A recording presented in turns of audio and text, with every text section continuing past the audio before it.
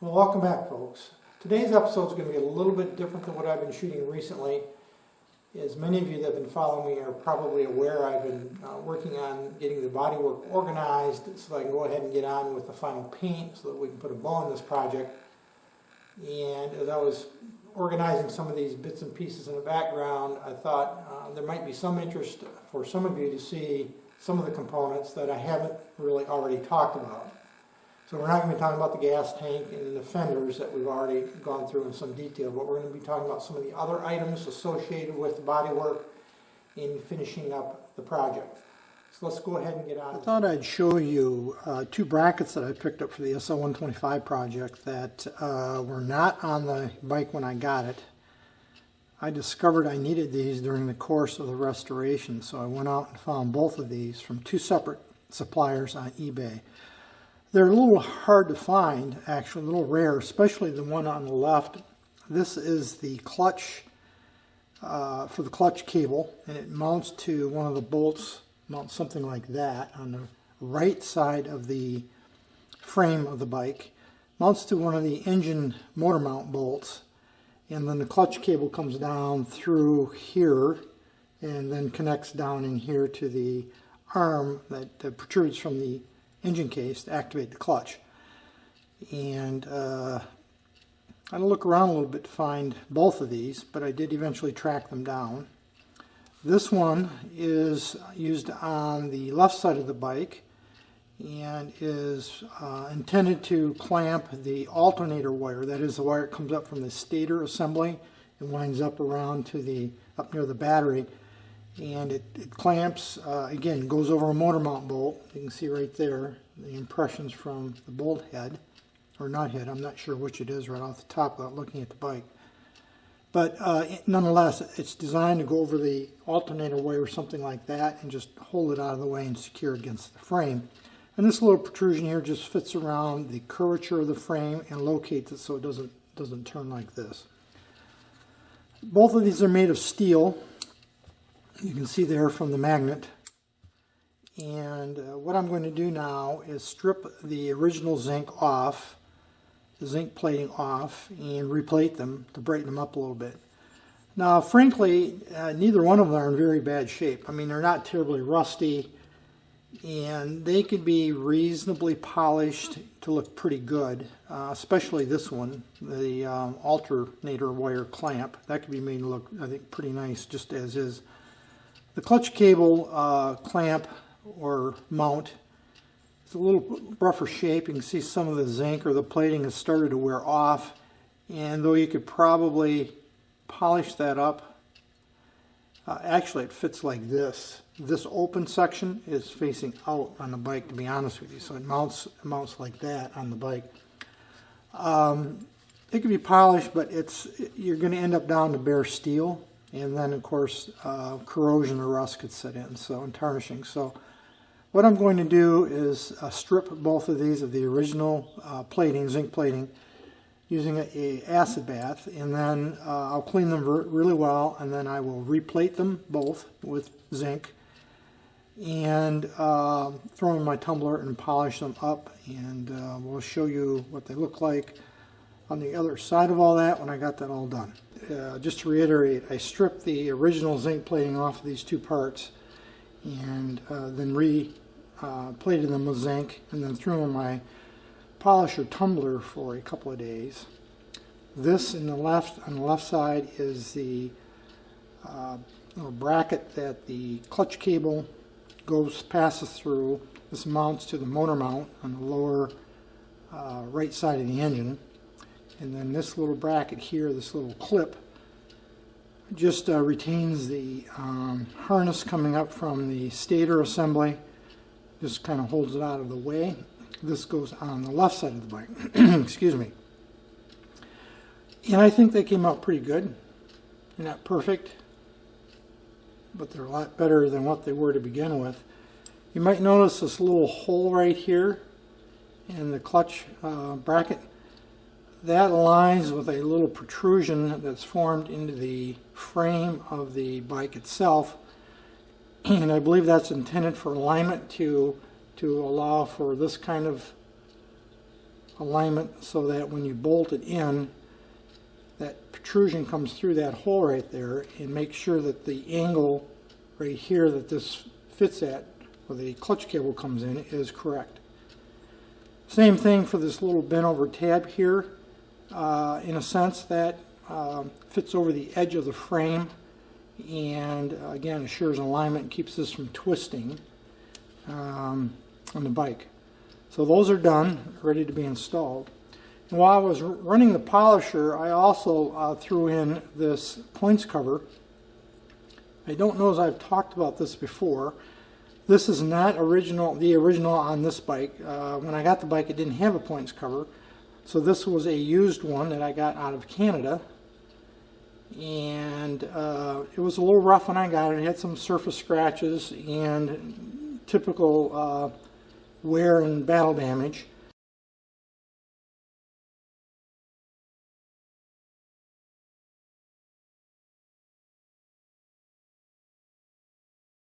So I did a lot of wet sanding and cleaned it up really well, and then I polished it on my polisher. That's my wheel-driven electric polisher. Looks a bit like a grinding setup when it's got polishing wheels on it. I polished it, and then once I got the tumbler out to do these parts, I thought I'd just throw this in as well, and you can see it came out really good. Now the back side I haven't really done much with. What I'm intending to do is I'll media blast this inside. Now I would have preferred to have done that before I had done all the polishing on the outside. The reason I didn't is I have to change the media in my blast cabinet back to glass beads. Right now it has what they call black diamond, which is a crushed coal slag. It's quite a bit more aggressive than glass beads, and I do not want to blast this with that aggressive media. And the reason they didn't change it out is it's been way too cold outside. I mean, literally, we've had we're just lost our snow. We're losing our snow, so I can now scoot the cabinet outside and change the media. And the reason I change it outside is it creates a lot of dust, and I don't want all that dust swirling around in my shop, so I change it outside on the pad in front of my shop, and I haven't been able to do that yet.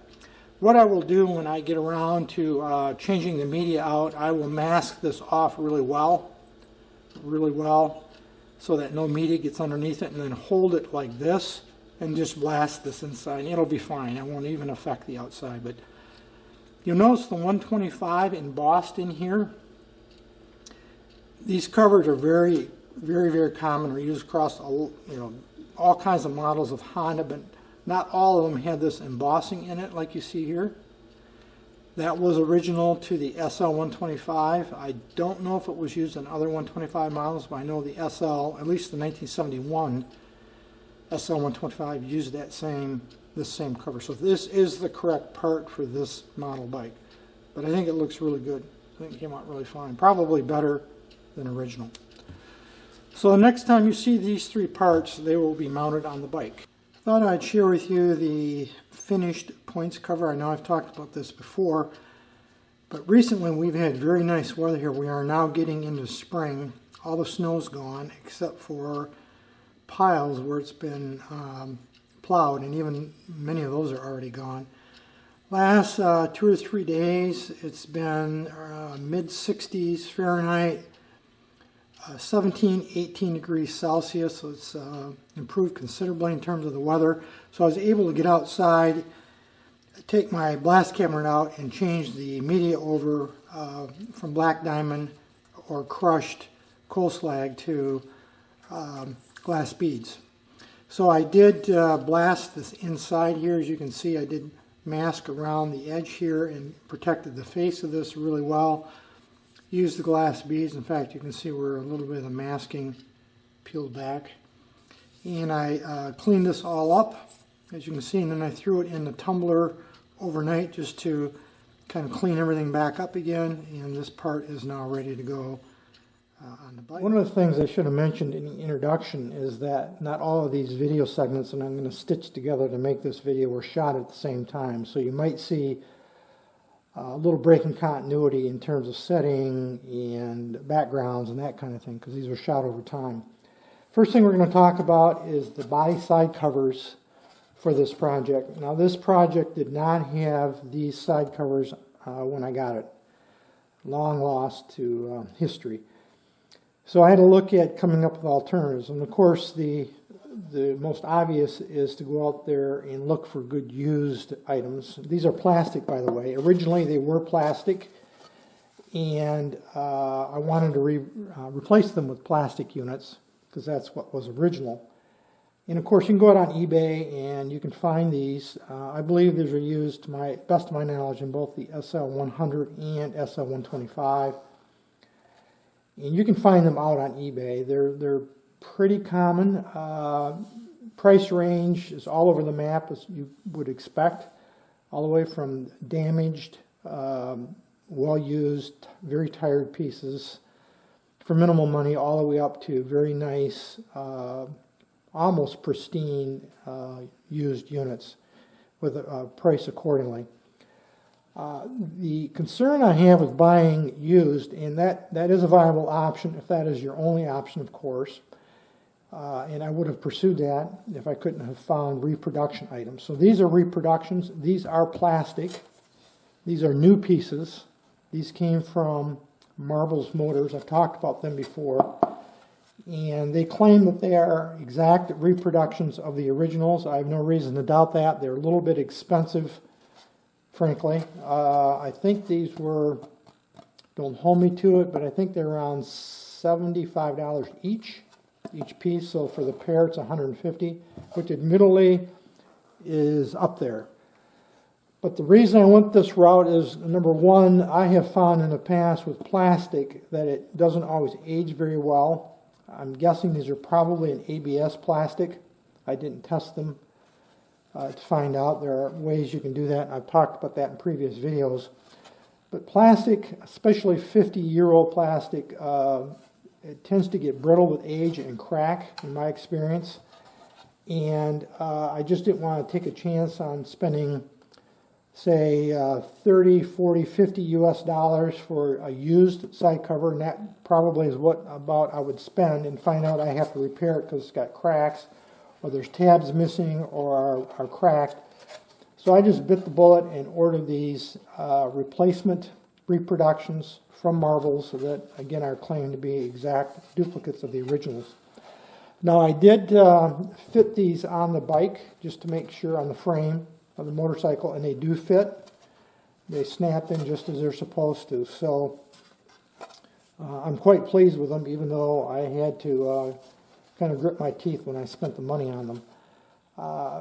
In terms of painting, these are going to be very straightforward. Obviously, it'll be a scuff and shoot.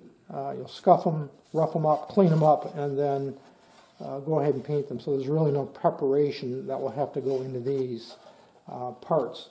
Now, one other thing I want to mention on the paint is this will be painted the original Honda Candy Emerald Green, which, it's, being a candy paint, it's a little bit tricky to shoot, to paint. I mean, certainly, you know, it's done all the time, but it's a translucent paint that requires essentially 4 stages. You'll have your primer, probably a gray. Then you'll have a undercoat, your first coat, which is usually either white or silver. Then your base coat, that would be the green metallic, and then a clear coat. That's 4 stages to get the color layout nice and clean. So anyway, we'll go ahead and get ready to prepare these for paint. Let's move on to a few other pieces I want to talk about. Even though it's really not body work per se, it is associated with the rear fender, and I can't mount this till I get the fender painted, of course, and get the taillight assembly together. This is a reproduction taillight unit. These are all over out there on eBay. You can find them on websites. I use a very similar unit on my SL70 project because it used, as far as memory serves, I didn't check the bike, I use the same, fundamentally the same taillight. They're all over the place. Most of them are made in Asia. Honda does not supply this part number anymore. and I did test it and it does work. It comes with a bulb. That little rubber grommet right there, I put that in. It did not have that. It just, they inserted the wiring right through a hole that was stamped in this metal plate, which to me seemed a little Mickey Mouse. I didn't like the idea of those wires just abrading against that edge, so I just rigged up my own little grommet right there. I think you can probably see that, and then passed the wires through it. But it's a very fair reproduction of the original, and I think it'll be more than sufficient for this project. It looks good. There's different versions of this, and they're all quite similar. You do have to pay a little bit of attention, though, to the lens that they apply to it. This happens to be from Too Fast Moto out of Taiwan. You can see right there. And it was inexpensive. I don't remember exactly what I paid for this. I bought it some months back now. I'm going to say 14 to 20 US dollars, something like that. Here's the headlight shell for the project. Again, this did not come with a bike. When I got it, it did not have the headlight shell either, so I bought this several years ago on eBay,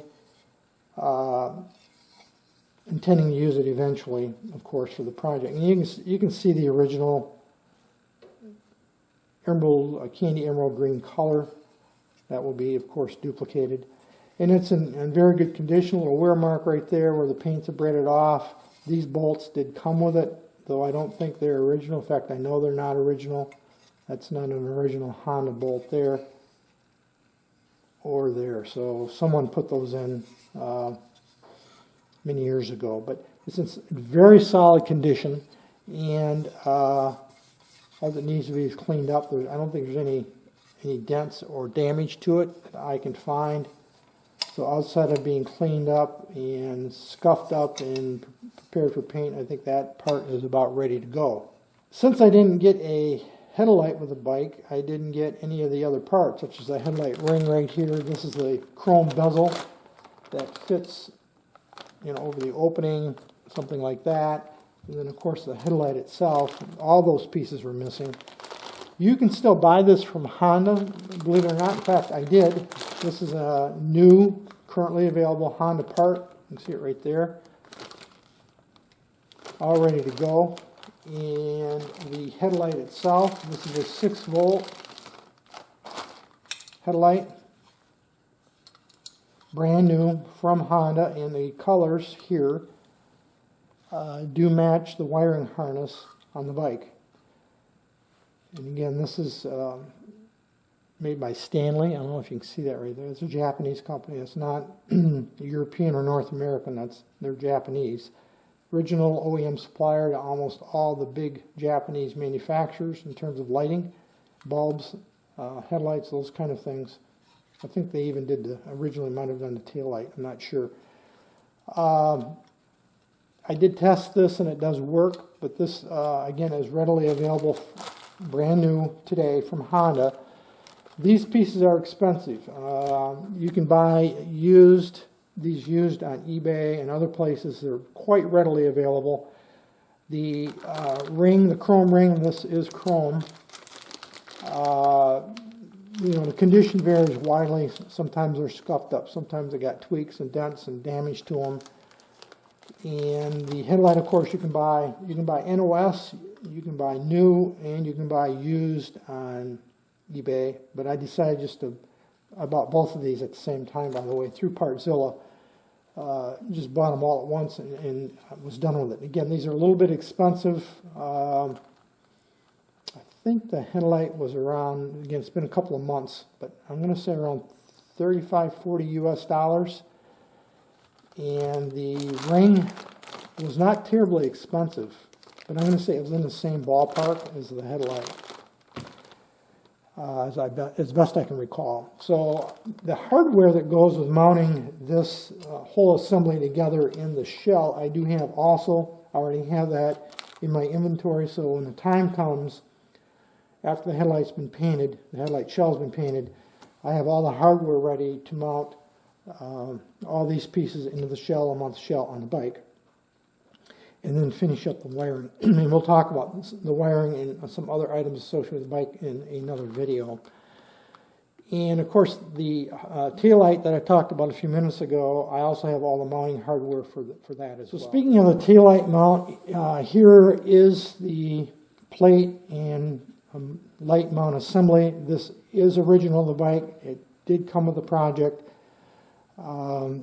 Obviously, I had the chrome redone. I think we talked about that earlier, quite a bit earlier, but it's about ready to go back on the bike. So this taillight that I already reviewed will mount something like that when it's all said and done. And I do have all the hardware necessary to mount this. There's a plate in here, backer plate, that attaches to this, and then this attaches to the plate. And then, of course, the wiring goes through and underneath into the fender and up into the wiring harness. But I have all the hardware for that as well to take care of mounting the taillight and the taillight plate mount to the rear. The last two items I want to talk about was the fuel cap, fuel tank cap, and the fuel petcock or fuel drain valve. These items, these used items here, are original to the project. It came with the bike when I got it. The fuel cap, though, is usable for a rider or just something you wanted to plunk around the yard or trails on, would be fine. It needs a new gasket. Originally this was cork, still there, but it would require a minimum of rechroming. It does have a bit of a dent right there. I don't know if you can see that or not on the camera, but would be usable, but not for a restoration of this level that I'm going to. So I bought this new one from Honda, still available. There's the part number. Still get them. Not terribly expensive. I think this was around 16, 18, 20 US dollars through Honda. Visually, it's a very close match, as you can see there. The new one has just a little bit of a crown to it, where the original was had a little bit more of a flat top surface. But other than that, when you look at it from that perspective, they're identical. And on the back side, there are a few differences. You can see this is a little bit more squared off. This is a little more rounded. It's got a more of a rubber or neoprene synthetic gasket rather than cork, probably because it will seal better. It does fit on the gas tank. I did try it. So this is going to be the gas cap that I'm going to use on the project when it's done. The other thing about attempting to have this rechromed, and again, even though you probably could get it done, you'd have to figure out how to fix that dent. It'd probably have to be silver soldered or similar, and then obviously work back smooth. And it would cost you far more to have this rechromed than it would be probably by a factor of 2 or 3 or even 4 than to just buy the new one. So that's the fuel cap. The petcock or fuel valve, this is the original, as I alluded to. It came off the bike. You can get rebuild parts for these. You can get some of the seals and gaskets. You can't get all of them. Open it up here. See the inside. Pretty typical for its age and condition. You can see the flats here are all rounded off. Again, that's very common because people put wrenches or rather pliers on those to turn it. I think I've talked about that before. But I went ahead and just ordered a new one from Honda because it is available right there. And they are identical for all practical purposes. They are identical. If I did talk about this fuel valve before, forgive me. I lose track a little bit of what I talk about, what I don't sometimes, even though I try to keep track and records of this. But anyway, they are virtually identical. Look like they even came off maybe this very similar tooling all the way down to the logo right there. That's a key-in, I think, logo right there in the bottom of that flat or that nut here as well. But all the way around there is identical as you will ever get. And for the price of this valve, and I don't recall anymore, I think it's around 40 US dollars. It just wasn't worth trying to clean up and rebuild this one, the original. The only perhaps difference I notice is the pickup tube here for the reserve side. The new one doesn't have a tube. This is what's left of the of that tube, by the way. You can see right there, I think. Doesn't have a tube there, but I'm not going to worry about it. For this project, it's not a concern. I could, I'm sure, fabricator come up with a tube for that if I wanted to, but I don't think I'm going to.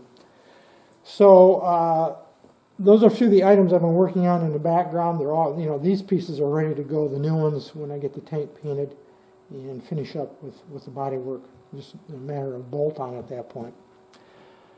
That's going to be it for this video today, folks. Any issues, questions, thoughts, feel free to drop me a note. Otherwise, as usual, thanks for watching.